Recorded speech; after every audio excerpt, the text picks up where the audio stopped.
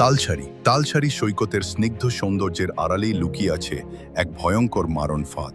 সম্প্রতি এখানেই এক মর্মান্তিক দুর্ঘটনায় প্রাণ হারিয়েছেন আমাদের সকলের প্রিয় বাঙালি অভিনেতা রাহুল অরুণোদয় বন্দ্যোপাধ্যায়।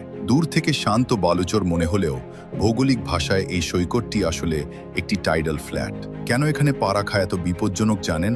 ভাটার সময় চর জেগে উঠলে অনেকেই অনেকটা গভীরে চলে যান, কিন্তু জোয়ার আসার সময় জল শুধু সামনে থেকে আসে না, বালির আড়ালে থাকা ছোট ছোট নালা দিয়ে আপনার অজান্তেই পেছনের দিকটা আগে ভরিয়ে দেয়। মুহূর্তের মধ্যেই আপনি মাঝ সমুদ্রে জলবন্দী হয়ে পড়বেন। আর জোয়ারের জল যখন এই পলিমাটিতে ঢোকে, তৈরি হয় ভয়ঙ্কর চোরাবালি। পা দিলেই তলিয়ে যেতে শুরু করবেন।